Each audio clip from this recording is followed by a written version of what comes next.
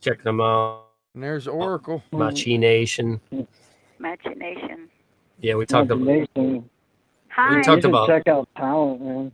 Hi, You Christina. should check out. You should check out. Oh my God, what that guy put up on Facebook? It was like Facebook actually banned him just from putting up the Webster's 1828 definition. Oh, Miles. Yeah, I think Was it so. Miles? Is that it? I He put posted it up. I something think up. you might have liked it. It was let me see here. Oh wait, I'm not on my page. It was this was awesome. Okay, so it was line, okay, and line and new repair to your towns of war with men of courage. Hmm. That's what line means. I was like, huh, that's pretty interesting. You know, like hold the line. Anyways, they ended up saying that violated their community standards. Wow. So he took a screenshot of it. See, it's not just me that Facebook messes with all the time. So, anyways, hey John, you remember that woman from California that we've talked about her audio a couple of times, and I said when the case was over, I'd come out with it and break it down, and the judicial officer was straight up like, "You don't appear in the court. Your paperwork doesn't appear because it's in law, and you're a woman." And at the end, he tells the other attorney, because the attorney's like, "How do I collect my $701 for all that crazy stuff that class did?" And the judge is like, "Just like I can't tell her how to move in civil law, I can't tell you how to move in actual law." You know that? Yep. Yep, Christina, right? So, Yeah. yeah. I talked to Christine a couple of times, or maybe twice, or I remember speaking. A couple of times. Yeah. So that case is over, and that judicial officer took off his robe, like right off the jump. Right. Right off the jump. And we're going to go ahead and talk about it right here and talk about how she answered. Okay, because this is a piece of art.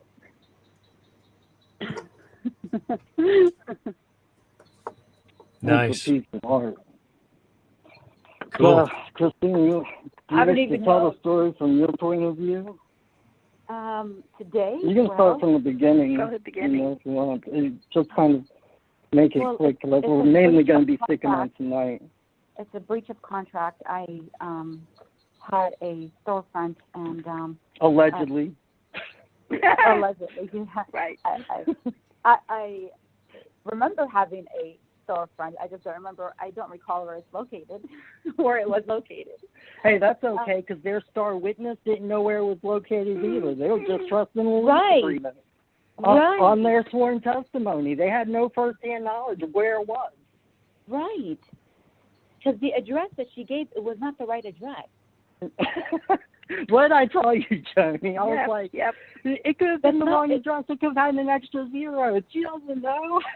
It wasn't, it wasn't the right, and then she said something about that was, because they have different locations, different shopping centers, so I don't think she even knew. And just so everybody knows, like, when Christina kind of switched up from doing the crazy sovereign citizen stuff to doing the actual real law stuff, they switched their plan on how they were going to try her.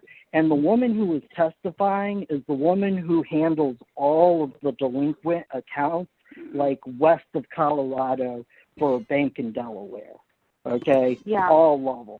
They got her into court to testify over Christina not having enough money. So to give everybody a bit of a background, if you want to start again from the beginning so everyone gets a clearer picture.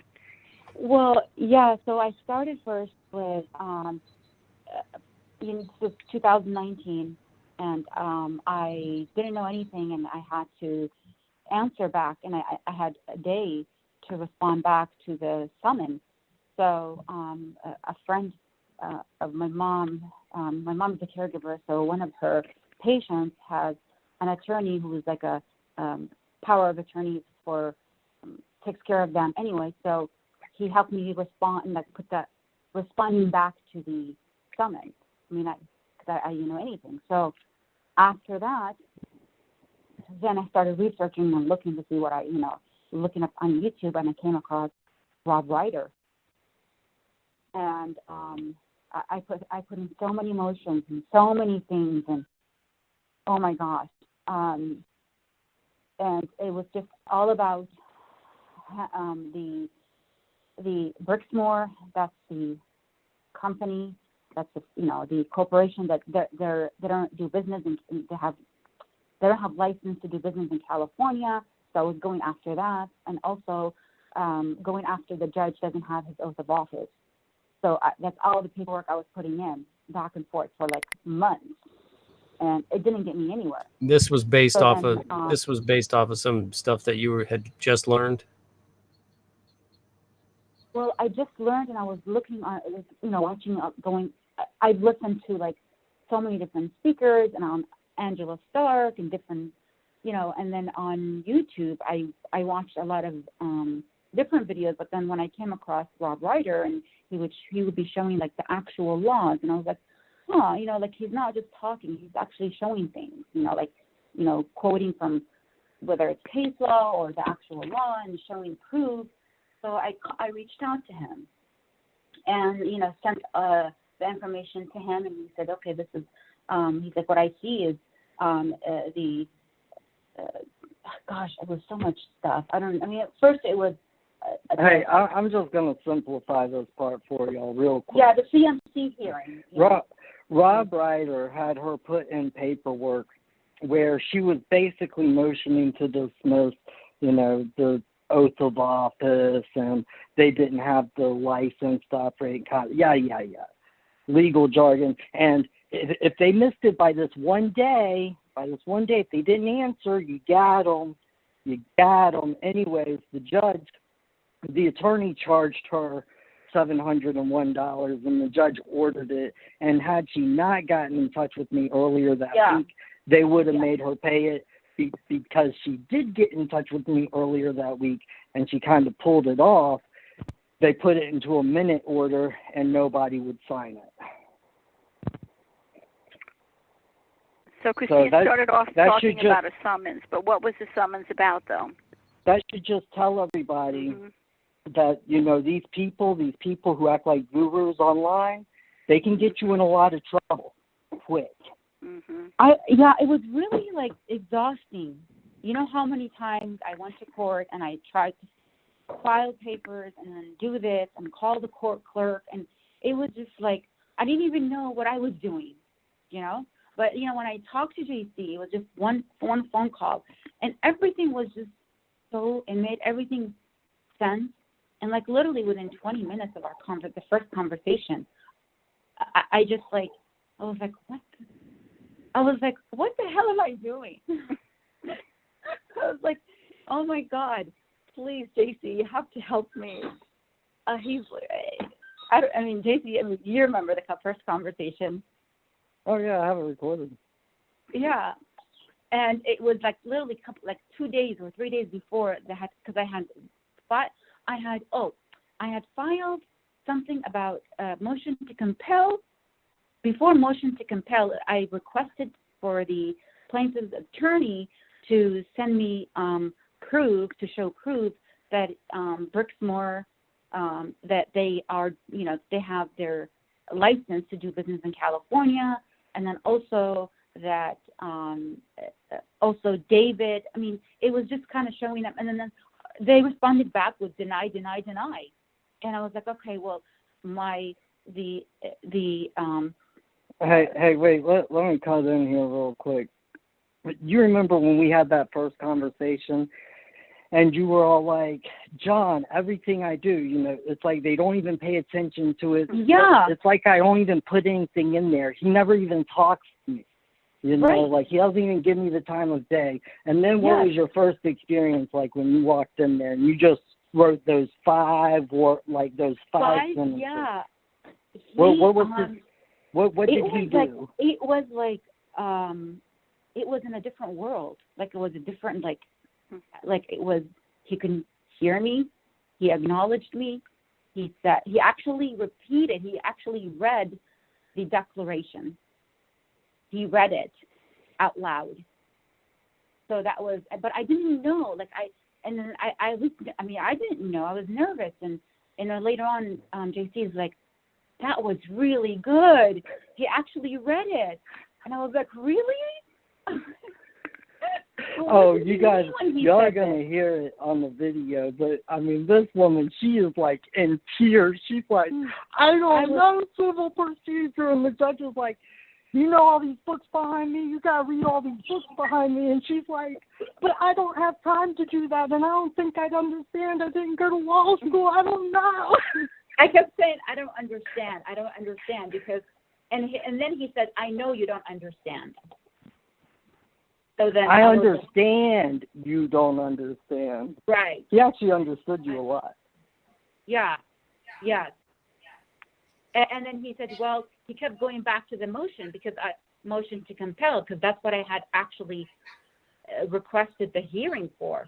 And then he kept going back to the motion to compel, and I said, I'm not here for the motion to compel. I said, this is the third time that I said, what did I say? I said, I don't hear about the declaration. I told you I dropped all that other stuff. I withdrew my authority from everything else. Let's talk about this declaration. And then he kept going back to the motion.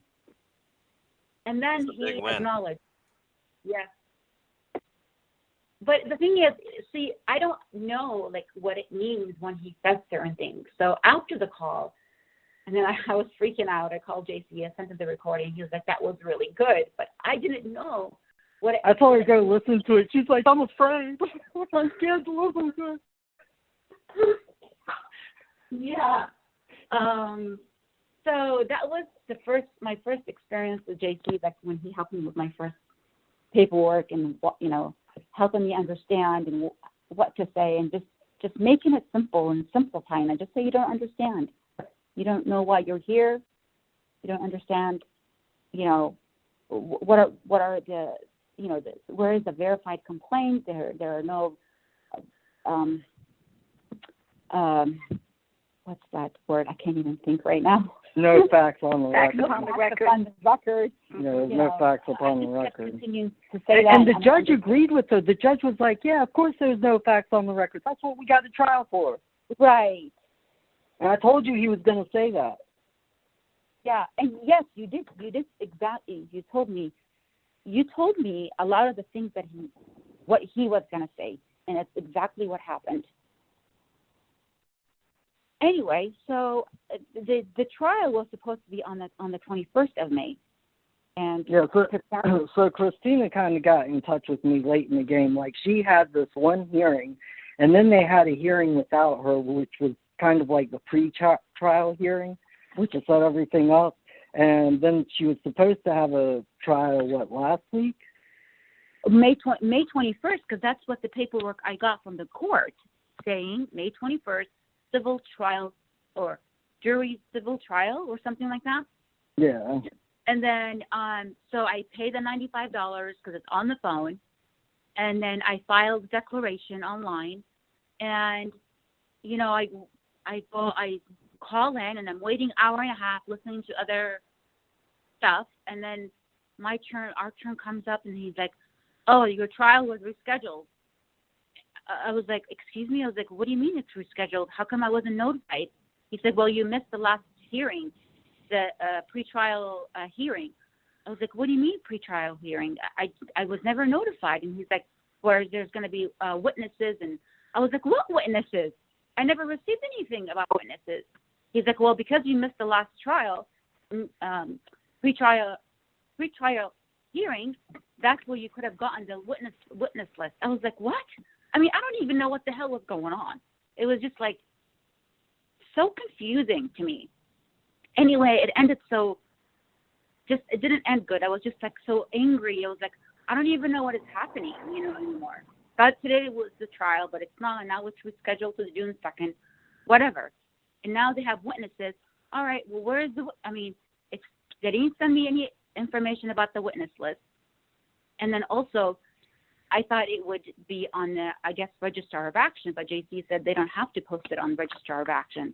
But they should have sent me a list to let me know ahead of time.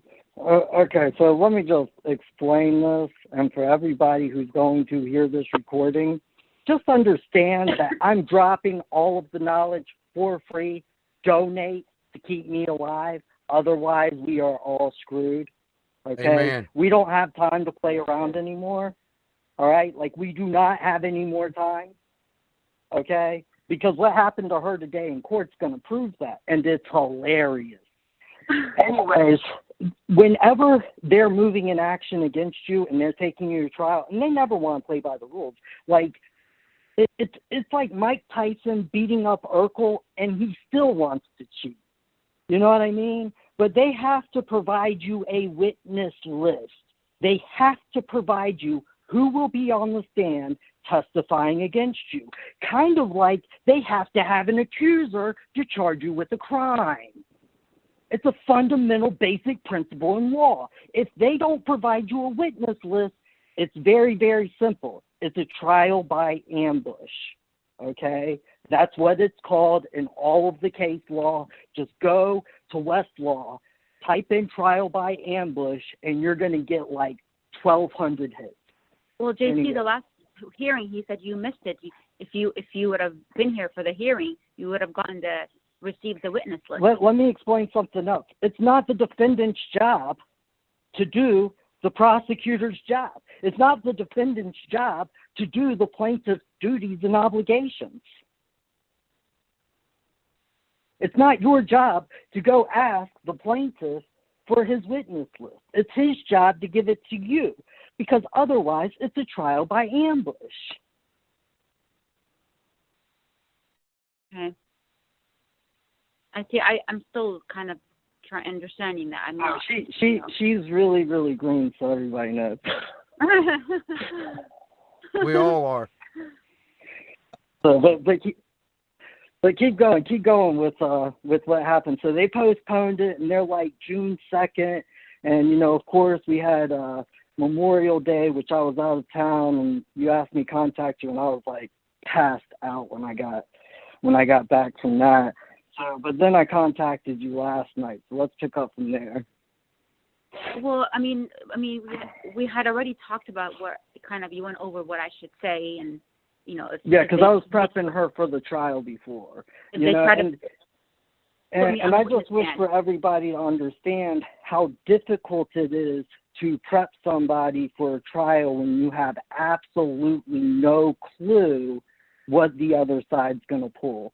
And by the way that they handled the May 21st thing, I knew that they were trying to pull something, because, like, the way that they typically handle these cases is that they pull in the naive individual and they get the joinder with their social security number, and then they get them up on the stand to verify the contract, to verify their signature, and now they have the facts on the record and they can actually get a judgment in law. They knew that this was not going to work with her, okay? Just because of how she was saying there's no facts on the record, there's no reason to have a trial, because there are no facts in dispute. If there are no facts in dispute, what are we trying?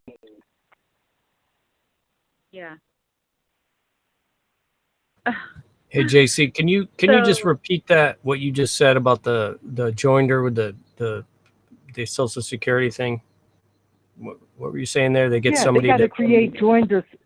They got to create joinder with the Social Security number, because when you're born, the government creates a certificate of live birth. A lot of people believe that this is a legal person, okay? And it's not. It's just a legal document to create an artificial legal person called the Social Security number, okay? And that's why all of the courts are administrative, is because of the Social Security Administration. They're just administrating their Social Security corporation. That's why a Social Security number and an EIN number are the exact same thing. That's why if you open up a sole proprietorship LLC, you can just use your Social Security number instead of your EIN number because it was already incorporated for you. You just didn't know it because you're not the owner of the corporation.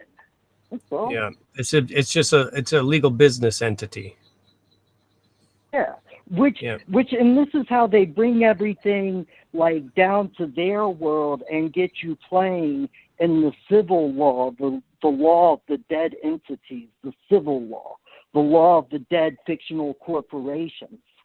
Okay, is because they have to create you to be a dead fictional corporation, and then they can assign the same duties, privileges, and obligations that dead fictional corporations that they create have. It's really that simple. I don't know what's so complicated about it. But So it is necromancy. If I, it would have been different if I had a corporation, a C corporation or LLC, right? Versus Absolutely, because you would have had conscious joinder. See, the reason you can get out of joinder with the Social Security number and not like an S corp or a C corp or an LLC is because it's an implied joinder. Okay, so there are different types of contracts, and we're going to focus on two real quick, and then we're going to focus on another two. So the first two that we're going to focus on are expressed and implied contracts. Okay? Express contracts are going to trump implied contracts every single day of the week. All right? And then you have written and verbal contracts. Okay? And they both hold the same amount of weight as long as you can prove the three elements, which is offer, consideration, and acceptance. It doesn't matter if it's written down. If there was an offer and there was something to consider and somebody started performing that contract, that's the acceptance part. You can execute the other part. Mm-hmm. So, but the way you get out of the joinder with the Social Security number is that you do it expressly. Okay? Because the only way that they get the joinder is implied. But before all the paperwork that I was filing and with the whole motion and them not having standing here and doing business in California, I was actually creating a joinder, right? Yeah, you were stepping in. They were sucking you in by you doing that. You were actually stepping into that system. Yeah, and you were appearing in person, and it's not even necessarily that she was stepping in as a citizen. She's stepping in as a fictional corporation that's named her exact same name, but has a Social Security number attached to it. Right. And even like the paperwork I was filing before, then the name was spelled all uppercase and it was case number, but now everything was switched to file number. Name is spelled first letter uppercase and the all lowercase. So everything was switched. And I think when had that hearing, it was supposed to be a motion, kind of things changed the way, he actually is talking to me. So he acknowledged. JC, so if I can clarify for the audience, she had already done this motion and some of those things, and you had to kind of help her unwind that. With a file, that's the declaration, and then once you guys, wait, just back up for a second, but that's the first thing when I start working with somebody, no matter what they've done before, and they always want to show me what they did before, but I don't care. Okay, Christina, tell me about the documents that you sent to me. You're like, I don't care. He's like, just send me the first page of the summons. That's it. And then I called you back, and what did I say? You said it's not verified. It's not. You got this in the bag. They can't do anything. Yeah. Okay. So then I emailed Rob Ryder, and I said, I didn't mention JC. I was like, I've been reading and just kind of researching. Just wanted to ask you a question. Maybe we should add it to before I submit the paperwork, for the motion. I was like, the summons wasn't verified, correct? And then he responded back. First he said yes, it was verified, and then 2 hours later he responded back to me saying, "You're right, it's not verified. We should add that too." Or he said you should mention it at the hearing, not add it. He said mention it at the hearing. It wasn't verified. So, but I'm going to tell you right now, what does that mean, 9 though? times out of 10, just looking at the complaint and the summons, I can tell you that if you can get out of it or not really quickly. You can ask Joni the same thing. You can ask Sean the same thing. It's really, when you know what you're looking for, it's really, really simple. So typically when people find me, because they've been confused and lost and kind of walking through the valley of the shadow of death before they found me, and they're kind of on their last leg, normally what I do is I just have them write a document saying, I rescind all authority from any legal document that was filed before yesterday. Yeah. We're going to start off on That's what we did. Yeah. Yeah. I knew I was going to lose before when I was like, I know this is not right. Something didn't feel right. And then I kept listening to different audios, and then I heard JC and you guys speak on one of the Angela Stark's show, and I was like, you know what? I know it's 2-3 years old. I'm just gonna reach out. You send an email and see what happens. And you responded. I was like, she said she was gonna pay. I was like, okay, hey, what's going on? Oh my God! And because I knew something was not right, because I didn't understand. And after I spoke with JC, just the first conversation, it was just so simple. And she said, just say these two things. It's not verified. There's no fact upon the record of the court, and you don't understand. If you wish for them to withdraw, so that they don't cause you any harm, injury, or loss. Just simple, where I was like, oh my gosh, okay, like. And everybody keep in mind that point that I'm saying about you just wish for them to withdraw so they don't continue causing you harm, injury, or loss. That's going to be important later in the story. So, yeah, I was just, I think God heard my prayers, because I knew it was not right. Something was not right, because I didn't understand what was going on. I was just filing papers. I was like, all right, maybe something's going to work. But nothing worked. Nothing helped. It was just kind of getting me even in more complicated. And then she met me, and we're up to almost the trial, almost the trial. Right. So and then, so we went to I called trial. you, last night? Last night, we had already talked, I had all the notes from, because I was thinking, I thought it was maybe and first. recordings. And then we just kind of discussed, when they bring their witnesses, what I should, as soon as they bring their witnesses, I should say this. I shouldn't say object. If the witnesses are asked this. Huh? If the witnesses are asked this, because I kind of had an idea, like, with the way they were shaking things up, I kind of had an idea. I didn't know who they were going to pull, but whenever the alleged contract was allegedly signed, they allegedly mailed it off to alleged Delaware, where someone else allegedly signed it. Anyways, but there's another signature on the other side of the contract. I don't know, okay? I don't know. It's kind of like I was watching this movie. Joni, what was that movie with Keanu Reeves? The Truth. Something about the truth. I'll get the name of it. Hold on. Oh, Truthful. It's on Netflix, right? Yep. Yeah, it's on Netflix. It has Keanu Reeves. The whole truth. The whole truth. The whole truth. That was a good movie. I actually just recently watched it. Incredible. Yeah, I did too, and so did Joni. Because I kind of told her good movie to watch, and well, she's been hurt. So everybody should have Joni in their, or Oracle in their thoughts and prayers. Thank because you. a horse fell on her leg, and so it hasn't been a pleasant experience for her, except for the people that have come around and shown her care and compassion and have helped her out.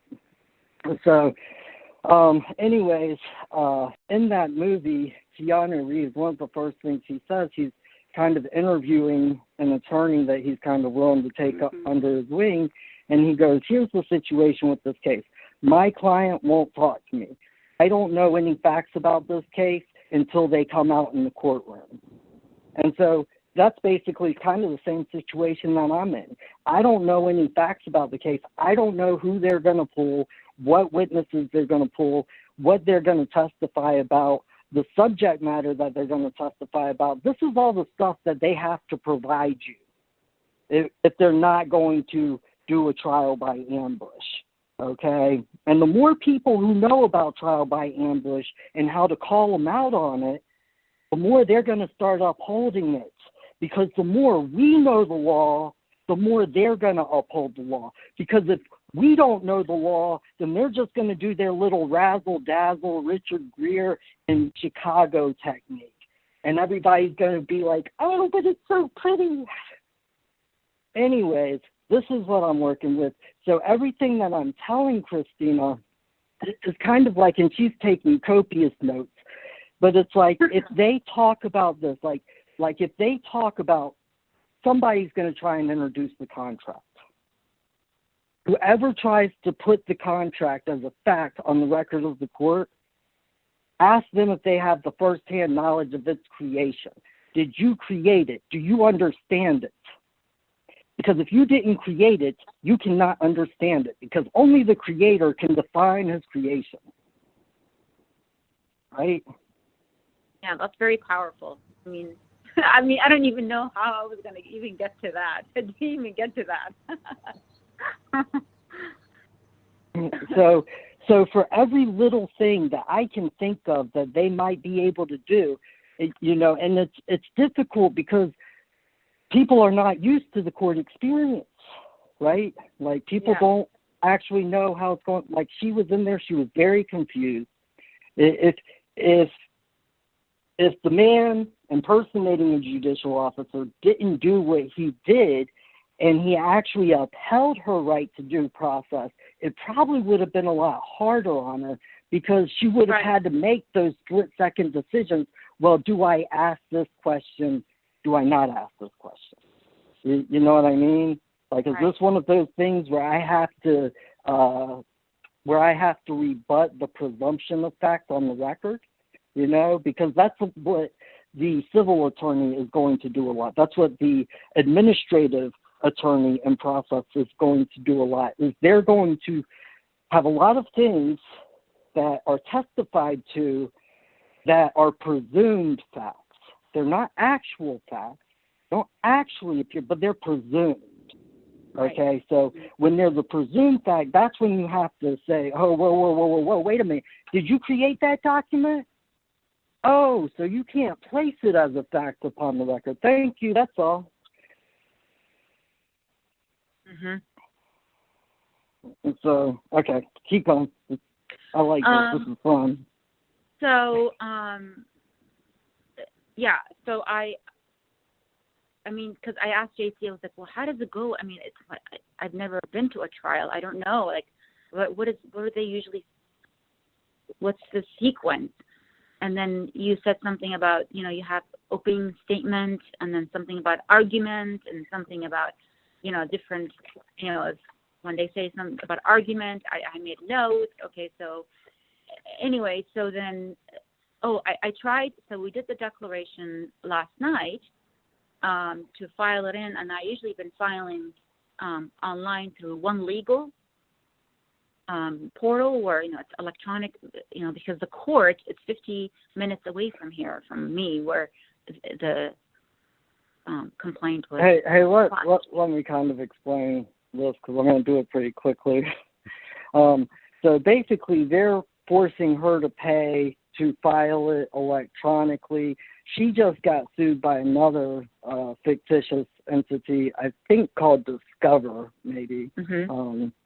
And so a credit card company is coming after her, and she basically answered without answering, and they charged her, a bunch of money for answering because she's getting sued. And then they're trying to refund the money, and because they're trying to refund the money, it shows a debit that, like, she has to pay or something. Anyways, there's a bad administrative error. She can't get the paperwork filed. She calls me up, like, probably 20 minutes before court, and she's like, John, I'm freaking out. I've been trying to file the paperwork since last night. It's signed. I'm going to try and set up this other third-party payment system so that I can get it filed before the court, hopefully, pray to God. And I was like, no, don't do that. Don't do that. Just, how I said you have the right to an opening statement and you weren't going to exercise that right? Just use the Declaration as your opening statement.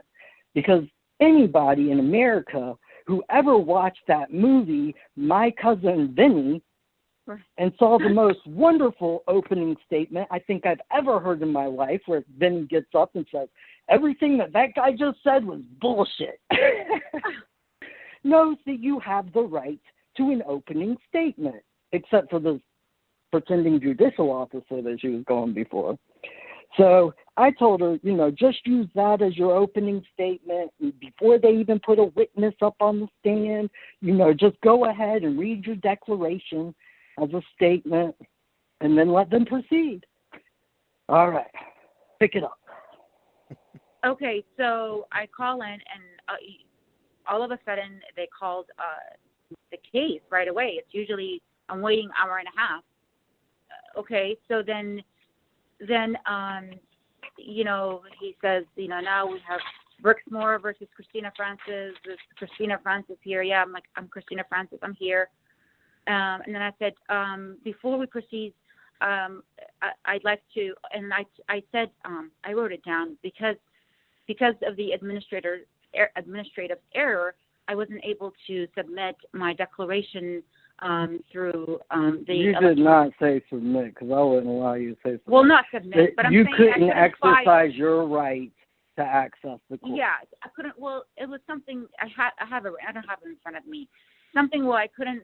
I didn't have a time, or there was some error. I couldn't file. Because of the administrative error, you right. You couldn't exercise your right to access the court, so you just wish to declare it before we even get started, so that everybody has notice. So everybody has notice. Yes. And then he said, okay, well, he said something about I guess mention the other party or something like that before. He said, okay, you can read or you can say your declaration. I said, okay, that's fine. And I agreed. Okay. And then he goes to the, Brixmore, and the plaintiff's attorney, he's like, he says, yeah, I'm here, and we have Cheryl Crawford as a witness. And right away she gets up on the witness stand and she's talking. And I didn't say anything. I didn't interrupt. I let her talk. No, you did. You stopped. You were like, no, I don't wish to proceed, because remember he asked you, are the parties ready to proceed? Like I told you he would, because they do this in every single court case. And you never, ever say you wish to proceed. So anyway, she was like, no, I wish to make my statement. I wish to declare my declaration. I wish to perform law. Right, but this was before. No, I'm telling you, this was before the first witness got up on us. Because he said, nope, there's an order to this. We're going to put the witness on the stand, and then when you have your trial, like when you get to put on your show, that's when you can do it. I'm going to let you do it later. Okay. But see, as the defendant, you have the right to choose whether to do it at the beginning of the case or when you start your own case. You can reserve your right of an opening statement until the plaintiff has settled their case and you start presenting yours. Yeah. Well, it was just, I didn't even know what was happening. So I didn't even know he was, anyway, so the witness came up, and then she started talking all this stuff, and kept asking her questions, the attorney, and the charges, and yeah, there's. Okay, I'm just gonna break it. I'm just gonna break it down real quick for everybody. Yeah, I'm just gonna read it off my desk. Yes. Let me just go find them real quick. Okay, so the witness that they had did not verify the creation of the alleged contract, could not verify that Christina had signed it, actually verified upon the record of the court that she had never, ever had any contact, like actual contact with Christina outside of leaving her a voice message one time. What else did she verify against herself? Oh, she verified that the calculation document that they were relying on for the lawsuit, that she didn't create that document, but she reviewed the calculations. And I'm very, very glad that she could do a job my third grader could do, my little man in training could do, calculations. She could, and she didn't even verify the calculations. She said that they were, what did she actually say that they were? She said that they were accurate. That's the word she used, accurate. And so she didn't put any facts on the record. She didn't put any law on the record. She didn't put any verified bill. She didn't say anything was true, do, or owe. She didn't verify anything was true, do, or owe. And beyond not verifying anything was true, do, or no, just like Christina just verified, because allegedly she went to the store for like a year and a half because allegedly she had a business there.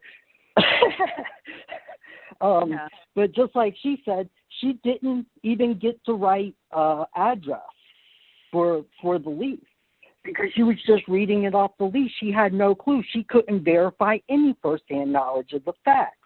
Okay? And then the calculation that they came up with was a grand total of $50,986.94. And that's important when you hear what we did. So anyways, that was basically the gist of her testimony.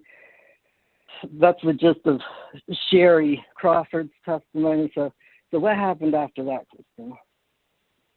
Well, then the judge is asking me, he's like, okay, well, Christina, are you ready to question the witness? And I said, yes, I'd like to question the witness. But before I question the witness, like I said earlier, I said, I would like to read my declaration so that way, so everyone here, what did I say? To give notice to everyone. To give notice to everyone. And I just wish for everybody to know, she didn't actually say like, she said wish. And when it came to the third time, she was like, this is my third time wishing to read the declaration upon the record of the court. And then he just kept it on. He's like, I'm going to hang up the phone on you. I mean, I'm going to hang up the phone. And I kept repeating the same thing. And I said, I don't understand why I'm here. I don't understand. There are no facts. Did I say that? I'm trying to think what I said. I mean, I don't know. It was just. Well, you said you didn't understand. You didn't understand their procedures. You're not an attorney. You don't understand legalese. You just wish to put your declaration on the record. What's the problem? After you put your declaration on the record, you'll ask the witness questions. Right. That's why exactly what I said. No problem. And this guy had to have known that the declaration wasn't going to be long. I mean, he read the first one on the record. It took him all like 10 seconds. But then in the beginning, he agreed with me. He's like, okay, you can read your declaration. Well, he kept telling you. He was like, you can read it. In fact, when the witness was on the stand, he was asking you if you had any questions, because the witness was a bigwig. He's like, look, ask your questions, and when you get done asking your questions, I'll let you read your declaration. But it doesn't work that way. Yeah. That's not how due process works. See, but he was like, we got to get this witness off the stand. She's got to get back to work. We got a money-making machine here. We got to rob you real quick like that. But I didn't know if I was doing the right thing. I didn't know. I was like, maybe I should have asked JC about that. What do I do now? So JC, he was trying to keep her from reading it. Yeah. He's like, your wish is denied. Well, I don't know if so. I've actually thought about this a lot today, and I've thought about it a lot, and I agree with myself. So she went in 2 times before, and she filed either 2 or 3 declarations. I know she filed 2. Anyways, they were almost word for word. Okay, so it's kind of like Sean used to talk about, like when you go in there and everybody knows the magic trick pulling the rabbit out of the hat called "Where's the verified complaint?" So they're just going to run over you on that one, because if you don't know any other magic tricks, if you can't keep them entertained, who cares? Okay, Right. They've definitely been at that point for several years.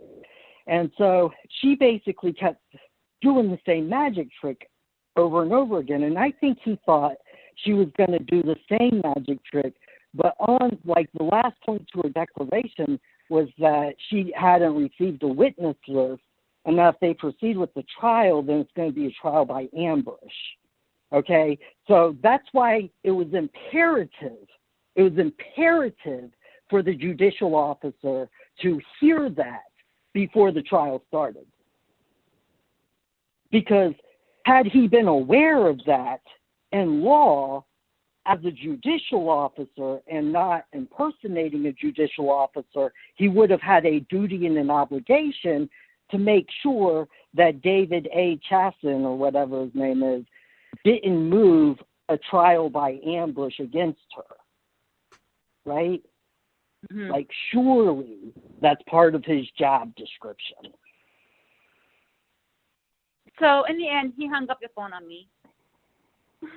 And then what did you do? I sent you the recording, and I called you. I was like, okay, what now? Oh, she was so excited. She was giddy. What did you tell me to do? I said, listen to it right now. Here, look, okay, give me 20 minutes. Oh, my God. And then she's like, no, listen to the first 5 minutes and the last 5 minutes. I did good. He hung up on me. I did good. And then I was like, well, are we going to have another trial? JC was like, no, you can't be tried twice. I was like, oh, my gosh, thank God. I hate this. So I listened to it, and of course I listened to the whole 21 minutes, because to me the most important thing is whatever somebody's verifying on the stand. You know what I mean? By far, that's the most important part of the whole process. Yeah. Because nothing happens without somebody verifying things on the stand. And so that's the part that I was most interested in, and that's, of course, why I have the notes about it and can just run over it real quick. And, you know, she was like, just listen to the first 5 minutes and the last 5 minutes and tell me how I did. That's where I'm performing. And so she keeps texting me every couple of minutes. She's like, I can't wait. Are you done yet? LOL. How much longer? I'm like, 3 minutes, just wait. So, and of course, once I got back on the phone with her, I was like, so you feel pretty good about it? And she did. She felt really good about it. And I actually, you know, kind of didn't understand. You know, it's kind of a little confusing to me, because I would say most people, they get the judge to hang up on them. They're not feeling so comfortable about that. And anyway, she's feeling really comfortable. And I was like, well, this is great, because he violated your due process right from the get-go. Okay. And then we spent the next how many hours? 2 hours on the phone. We spent the next 2 to 3 hours with her and all of her legal knowledge, because I can't give any legal advice. She was writing this really, really immaculate stuff in law, and I was just kind of editing behind her, that's all. Allegedly. Yeah. All right. Everybody wish to hear this? Because Yes. This was a piece of art. This was a show. You're not going to end it early, are you, John? It's 11 No. o'clock. Because I want you to tell everybody what the difference between an allegation and a claim is. I know you've said it 100,000 times already, but there's some new people here that need to hear it. Yeah, well, if you want me to say it, then I'm not gonna say it, and I'll fulfill your wish. Because if you want something, you're never gonna get it. I wish for you to explain the difference between why an allegation is worthless. No, I'm just teasing. All right, it's really simple. An allegation is something that could or could not be true. Okay, so an allegation is something that you're just saying, you're just making up. Okay, you don't have to verify an allegation. It could or could not be true. It may or may not have happened. It allegedly happened somewhere, sometime, allegedly, right? Whereas, like, if somebody's making a claim against you or somebody's accusing you of something, now they're verifying under oath or affirmation, or they're verifying under the penalty of perjury. And I thought it was really interesting, and I don't know if Christina caught this, but when they were swearing Sherry in, they said, do you swear or affirm to tell the whole truth and nothing but the truth? But they left out, so help you God. They did not say that part at all. Yeah, I didn't even pay attention. Didn't even. So, but that's the type of stuff that I listen to and pick up on the details. I mean, when we got back on the phone, I was telling her, I was like, okay, go back, pull up that recording. You know, you get a pen and a paper because you're going to write down numbers when they're talking about specific stuff. And I was like, you know, she doesn't verify that you owe anything like true do and owe. She just alleges it, and that's what I said was alleged. But she didn't actually say the word alleged. What she said was that she reviewed the document, and that it was calculated. But that's basically like an allegation. You know, I reviewed the document. I came up with a bunch of numbers that I agree with. Yeah, it's correct. It's accurate. That's the word she used. It's accurate. Accurate. But see, it's not enough to be accurate in law. You know, like close only counts in horseshoe and hand grenades. You got to be dead on. It has to be true do and owe. If you are off by 1 penny, then it's a false claim. And this is why all of these things are like, you know, what was the actual, you know, $50,986.94, right? Well, the end. Well, we'll get to that in a minute. Do you wish to read it, or you? No, go ahead. You read it. I don't even have the paper in front of me. Here's what it says. It says, I am one who declare under penalty of perjury facts to be true. I appear at court in natural state and say, and can anybody tell me what I just said in that first sentence? Like after the whole, you know, declaring under the penalty of perjury and the facts being true. Just this sentence right here. I appear at court in natural state and say. Let's break it down. I couldn't make out what you said there, JC. Could you say it one more time? Appear at court. I appear at court in natural state and say. And just so everybody knows, I always write this stuff differently. I could say this 100 different ways. Okay, but what am I saying right there? Or I'm not saying anything. Allegedly, I said something. Christina is saying, what is she saying right there? That she's appearing in court as a woman and in a natural state, not as a business. Well, if I'm in my natural state, can I be in the state of California, which is where she's at in San Diego?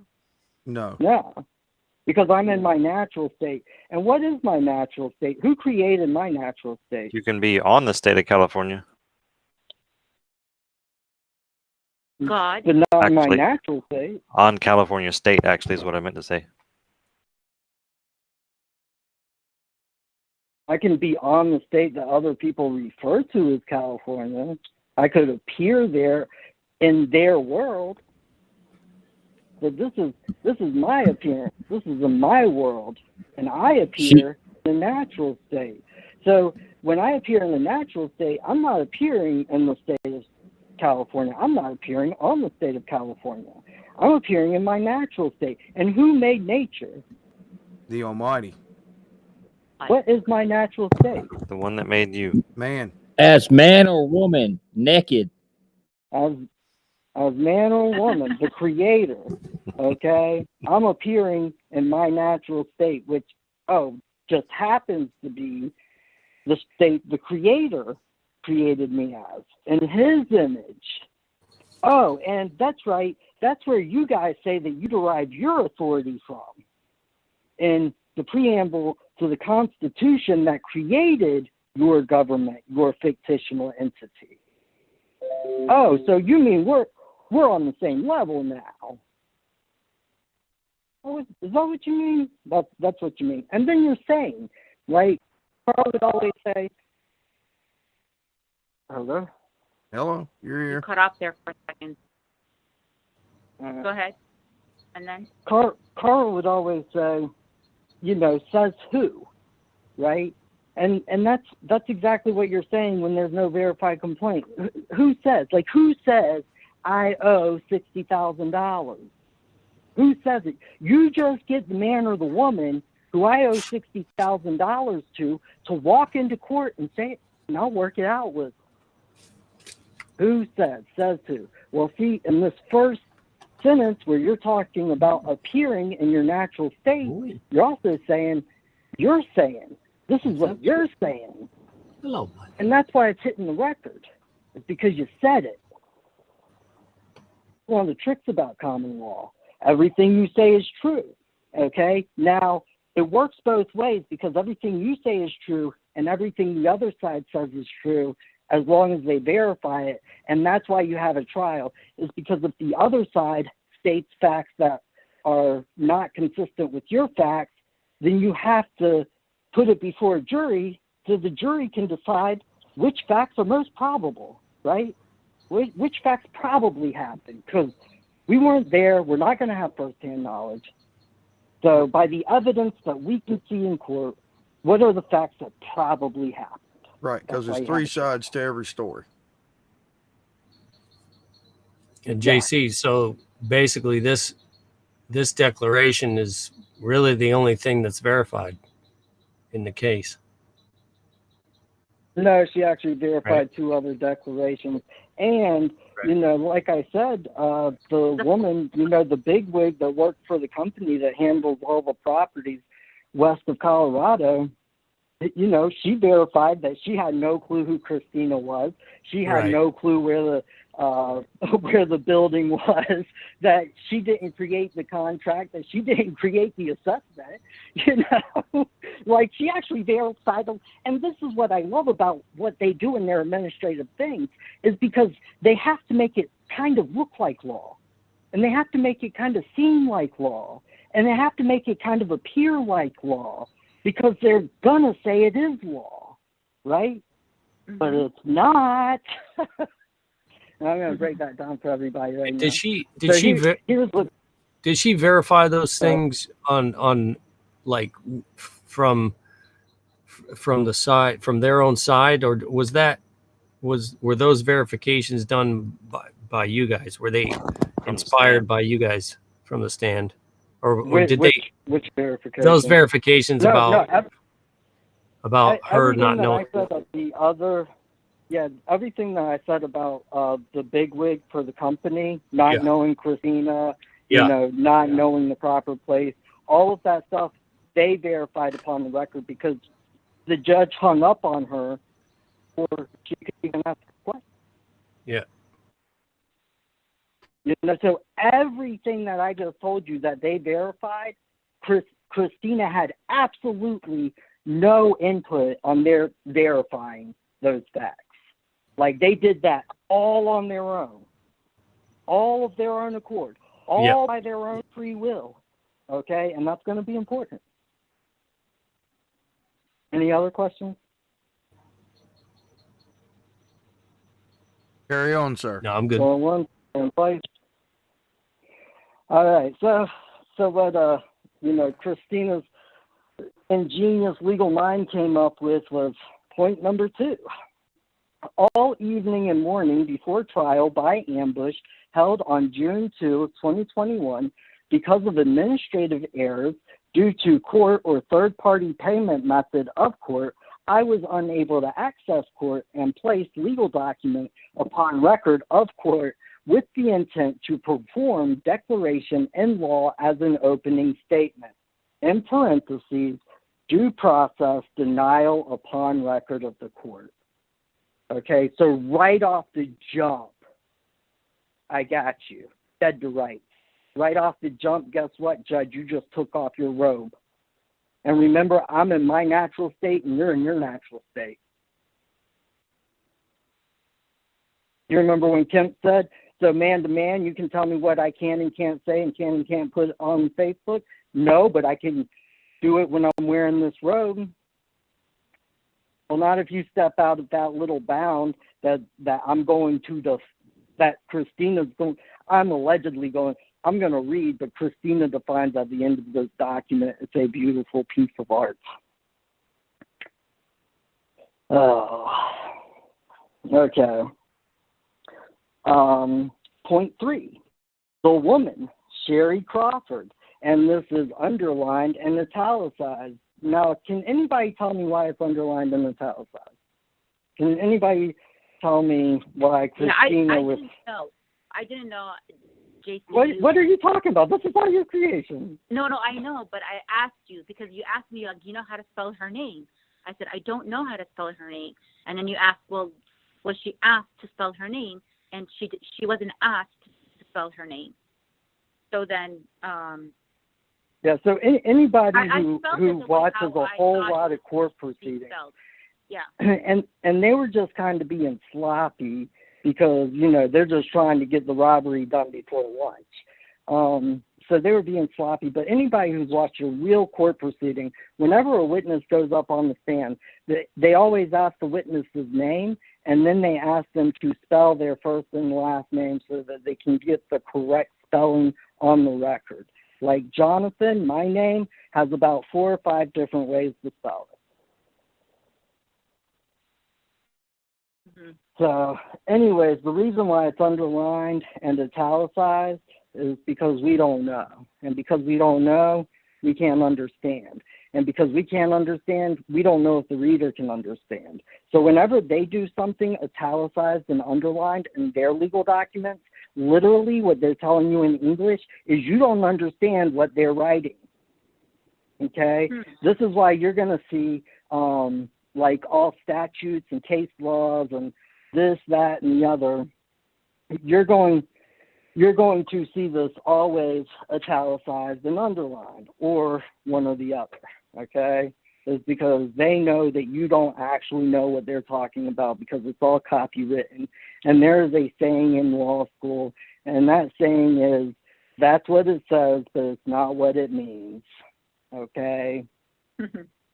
And that's why nobody should use any of their copywritten material, because they know it's deceptive towards you.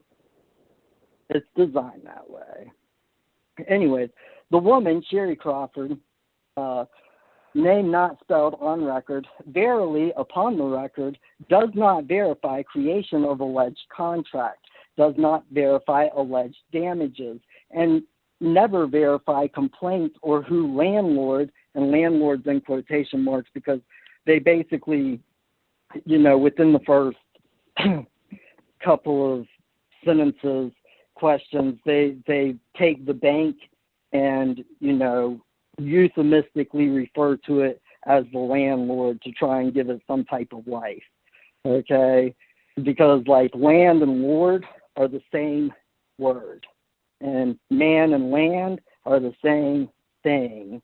Man is of the land, woman is of the land. You're going back to the land when you die. That's why we bury people. Or you're going to get cremated. and you're going back to land that way. And land and Lord, when you start seeing words where the consonants and the vowels line up in a particular way, 9 times out of 10, those words mean the same thing. Just like verily and verify mean the same thing. Okay? It means the same thing as verse, if anybody watched that court church video I made. So, and another thing that I was teaching Christina, like if you look at the word real, because right after landlord, she put in parentheses, unreal fiction. Well, if you look at the word real in and of itself, it is a perfect mixture of raw and L put together. And that's not by accident. It's the God of light and the God of darkness mixed together perfectly. And that's what your reality is. And you can choose to follow the God of light, or you can choose to follow the God of darkness. That's what free will is. That's simple. At least it is for me. Anyway, or who landlord is, or how said fiction has standing to harm woe/man in law. In parentheses, again, due process. You're going to hear that a lot in this. Point 4. The woman, Sherry Crawford, name not spelled on record, verily upon the record, does verify upon record of court that Sherry did not create document of calculation, but only review said document as accurate, not true, due, and owe. In effect, no law or fact or verified bill upon record of court. Due process. I, woman, lay claim upon record of court. I verify David A. Chasson practiced barratry by way of being served and aware on March 3 of 2021 and March 20 of 2021, and this is the declaration to served before, that any continuation of action without verified facts upon the record would cause continued harm, injury, and financial loss to myself. And he continued. He chose to do that. He could have backed out. We asked him every time. We said, hey, if you don't back out, we're going to be in trouble. Right? It's going to hurt us. Well, why don't you help us out? You filed a declaration that stated that? Yeah. Well, yeah, Damn. this one I filed today. This is after he hung up the phone on me. It gets better. It gets better. Yeah. Let's just get through this real quick. Proceed with the gangsta. Proceed. All right. Point number 6. With said facts upon the record, I wish and require to execute David A. Chasson's bond/security to settle damages David A. Chasson as subject I-2. Okay? See, attorneys can cause a whole lot of damage in court, right? Like, I got a $30,000 car that weighs about, 2 tons, and I got to have insurance for $1 million to drive that around on the road in case I hit somebody with a bigger car and kill their entire family, right? So what type of insurance, what type of surety do you think attorneys have to have to legally practice in a court of administration?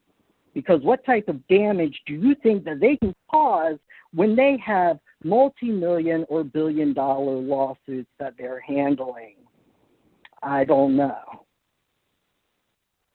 Anyways, upon information and belief, the amount is $68,533.15 United States currency. Point 8, because point 7 was upon information and belief. Okay? Point 8, we're going back to verifying. All right? I would verify said amount, but I can't as I have no firsthand knowledge of the facts because I was denied due process, denied my right to an opening statement, in parentheses, declaration, and eject from trial by ambush today, June 2 of 2021. See, the only thing that we can't verify is what you guys did without us behind our backs after you were already cheating. Like, I don't know, whatever. All right, I'm about to read y'all some case law, but this doesn't actually come from case law. And there are some parts that I'm not going to read about it, but I am going to tell you the numbers that are associated with it. So Christina and her, law-minded geniusness figured this way to word this really awesome case law that I'm very, very fond of. Without authority or law, in brackets, juris, in italics, any diction of judgment and orders are not voidable, rather, said judgments and orders are simply void, and all persons, man or woman, who attempt to execute such void judgments and orders are trespassers in law. And here are the numbers. To the 33rd degree, okay, 420.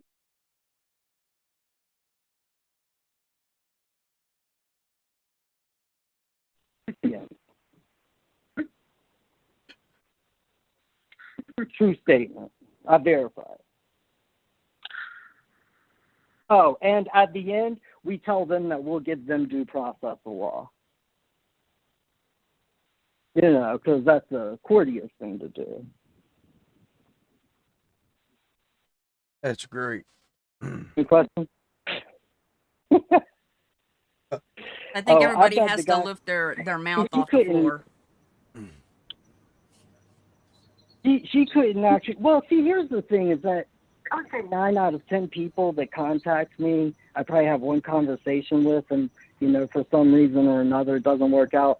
But I typically don't work with anybody who I kind of generally get the feeling is just trying to get over on other people or on fictitious entities. Like, motives mean a whole lot to me, because motives mean a whole lot in law, which is why you can't charge somebody criminally without motive, right? Like, without criminal intent.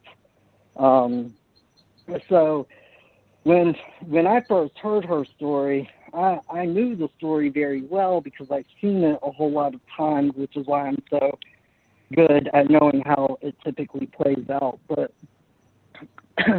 she's a good heart. She has a good heart.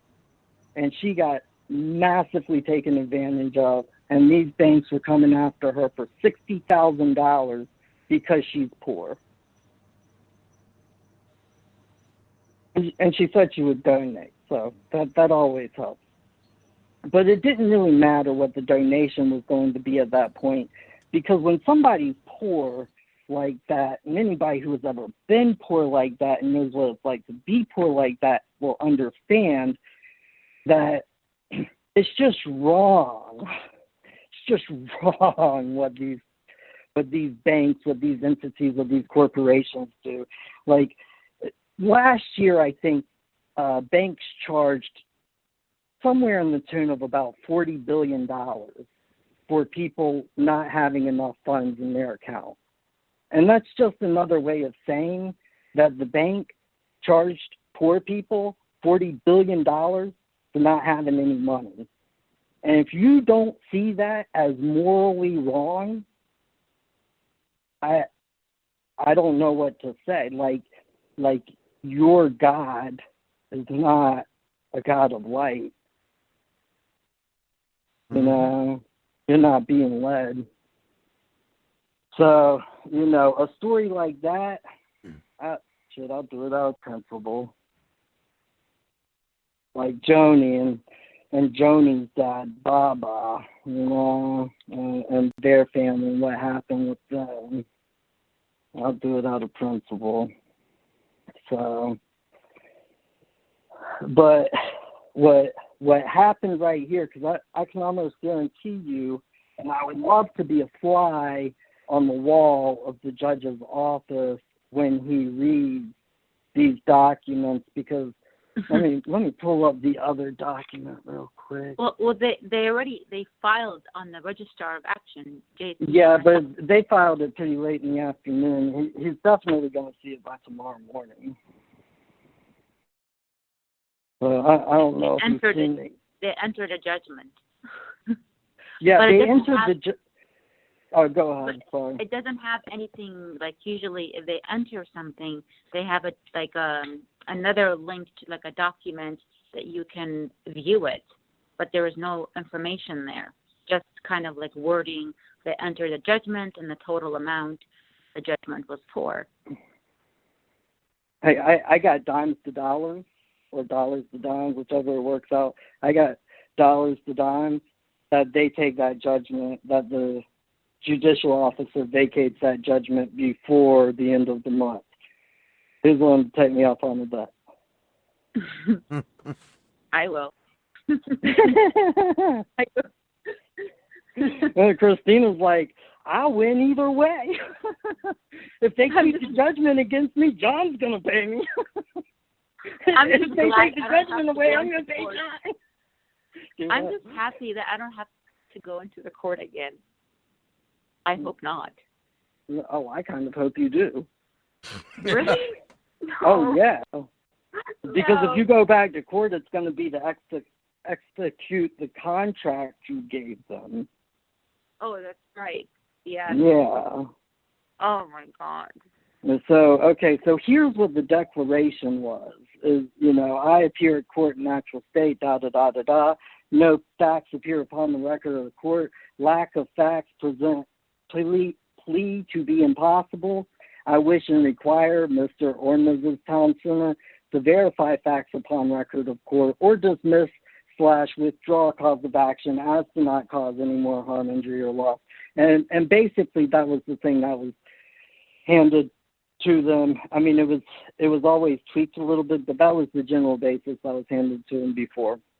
And the reason you do that before you go is because when they drag you through trial, then at that point, when you prove that they just drug you through trial on a false claim, okay, on a pretended offense, on a pretended allegation, okay, that wasn't true, that was false, it was a false claim, that's when you can hit them for barratry.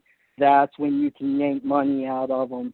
Whatever they're coming after you for, you can go after them for, which is exactly like if you go back and listen, you're going to hear that when she's yanking David's bond, which was a beautiful idea she had, when she's yanking that, what she's saying is, I'm only taking the money that y'all are saying is in a judgment, okay?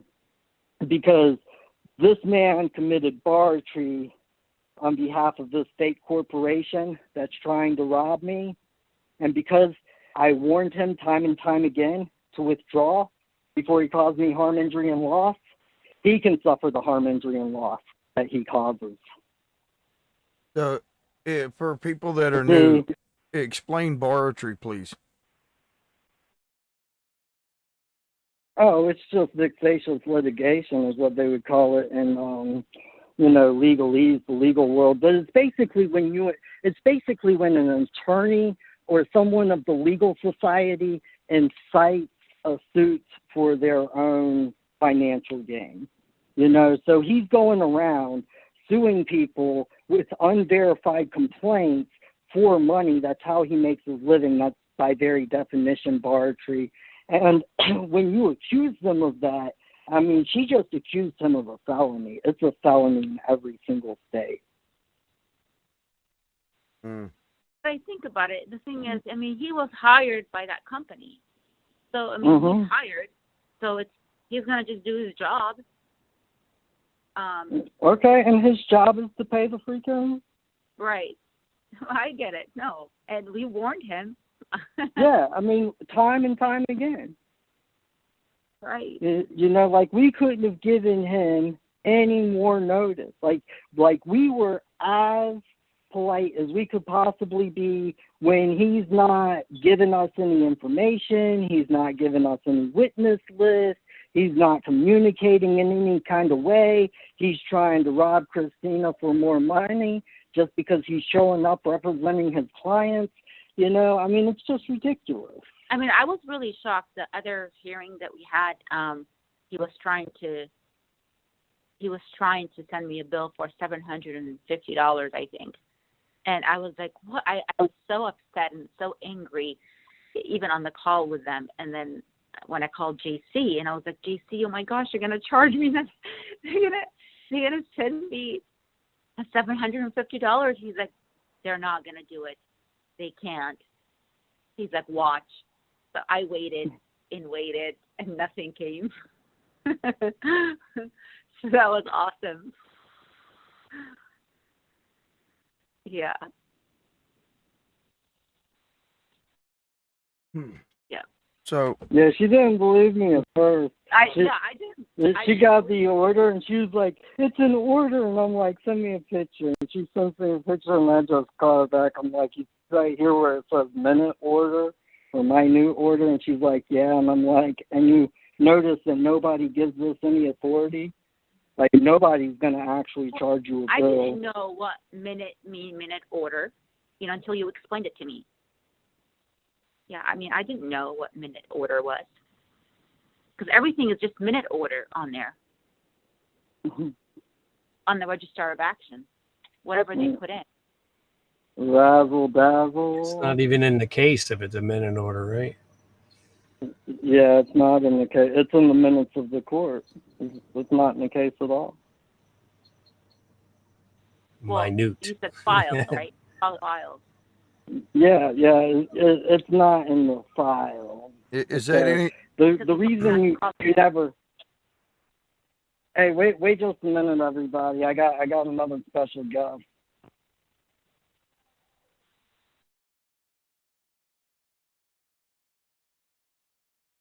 Oh.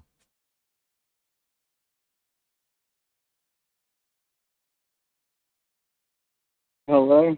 Hello. Yeah.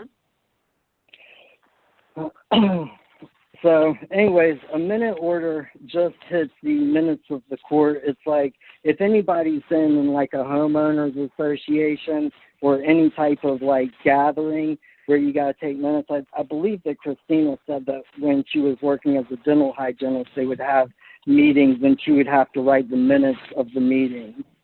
And, right. and a minute order is basically the same thing. It's just the minutes of the court. And we actually have a special guest here on with us. Kemp is here with us, and he knows a little bit about this because he's been being held erroneously in contempt. And I can tell you that for a fact because they put it in minute order. But not only that, when you get charged with contempt and criminal contempt, it is a new charge. It is a separate charge from the complaint or the false claim that was started that you're being held in criminal contempt for, and they have to change the numbers. And when they're really running over you and they don't really have the jurisdiction, but they know the cops are going to listen to them, what they do is they just file it into the same file number, and they don't create a new case. And when you get found in contempt, there's never bond. And in this instance, this judge, this man acting as a judge, gave me... Impersonating a judicial officer. Exactly. The man impersonating a judicial officer gave me an appeal bond. And I just got out of jail just now. The bondsman actually picked me up, just dropped me off at my house. He's the boss of the other guy that bonded me out. And I straight up asked him, I was like, what's an appeal bond? He's the one that owns the company. He's like, I have no idea what an appeal bond is. I was on the phone with this man last night. Christina, this was the man I was on the phone with. The guy on YouTube, yes. You have a video. Yeah. That was That's right, because I was worried about you, brother, man. I was Glad worried you're about out. you Welcome too. back. Yeah, Welcome back to Yeah, I freedom, brother. appreciate the love. I spoke to I didn't Sean expect it, earlier, you know. and he told me that they pulled some major bullshit again. Oh, yeah, it was major. Yeah, me and Sean were on the phone for like an hour and a half this morning, and at the end of it, because I was looking for the number to call up there, but it just kind of gave me the runaround, and so I called Sean, and it kind of gave him the runaround too. But anyways, he got in touch with somebody and got the information, and by the end of our conversation, we were pretty much like, all right, he's either going to be out within the next 72 hours, or they're actually going to hold him for 50 days. So I'm ecstatic that you just sent me that text and you're out. Like, that is awesome. I appreciate it, and I appreciate the love and everybody, the support. I did not expect, I'm camping with my children, and I step outside, and there's 3 deputies, looking through my truck, and they did have a warrant for my arrest for custodial interference, which in my mind kind of is equatable to a temporary order of protection. It's not really valid. Well, who swore out the warrant? The mother. Okay, so what was the harm, injury, or loss? Like what was the criminal intent for the warrant? The warrant what did you do? You went and took your kids camping? How dare you? Yeah, the administrative order states he's supposed to bring them back Sunday at 5. He did not, and he kept them. That was the warrant. And I was talking to the deputy that hooked me up and brought me in, and he's like, dude, they've been at this since 6 o'clock. They was trying to find you. You almost went on the Amber Alert. And I was thinking, damn, I wish I would have went on the Amber Alert. I wish I would have held out so I could have been on the Amber Alert. That way everybody could see how baby mama terrorists do. No, I don't know, man. I heard Hillary Clinton had something to do with that. You might not see your children again after that show. Yeah. my. I might just get shot for saying it. But he said that they couldn't figure out how I got out of jail for contempt, and they couldn't figure out how I got out of jail, how I bonded out on an appeal bond for contempt. So they was just sitting up there racking their minds, like, how do we get this guy? So, well, no, but we're going to talk about this later, brother, because we got to put a stop to this. Like, this. We have to, man. Like, I'm pretty pissed. You should go back and listen to this call, because this woman, Christina, on the line right now, she has an awesome story of what happened today, and you'll get a lot of really good information, bro. Like, a lot. Like, everybody on the call can tell you how much information you're about to learn. Yeah. Okay. Sweet. Hey, but listen to it. Go get you a bologna sandwich first, man. Well, actually, I just walked in and fixed a full pot of dark silk Folgers coffee. Yeah. Dude, Did they let you go Gen Pop? Oh, here. What'd you say, Mama? My bad. I was gonna say, did they let you go Gen Pop this time, brother? Did you get to rock your orange? The deal is, this was they put you in what they call containment, which is a 10-day quarantine because of COVID. Even though all that COVID shit's over with, they put you 10 days in max, which, well, it's 23 and 1, 23 hours in, 1 hour out for rec. And that's no books, no writing, no nothing. Fortunately, I always keep my legal folder with me just in case I get arrested. So I actually had that. I already had my flex pen because you can't have a regular pen. You got to have a flex pen and then pieces of paper. And I'd already written out a couple of habeases. And while I was in there, I wrote a bartry against the attorney. I wrote a declaration against the judge. Like this, just like Jonathan said, this has got to stop. This is getting out of control. Yeah. Completely. Did you get your Bible this time? I didn't. I put in a request form as soon as I got in there. I said, look, it's my religion. I require that I read my Bible every day, and I put in the request form and never got it. They said we hand them out on Fridays. I said Friday's too late. Yeah. So, you know, that's another thing. Maybe I need to write the sheriff, or, you know, I don't know. I'm pretty exhausted because I've been through so much here lately, and still. And I got another court date tomorrow, Friday, on the motion to return the children, emergency motion to return the children. Good, good. Can't wait to hear about that, brother. We're glad you're out. I appreciate it, man. Really do. Yeah.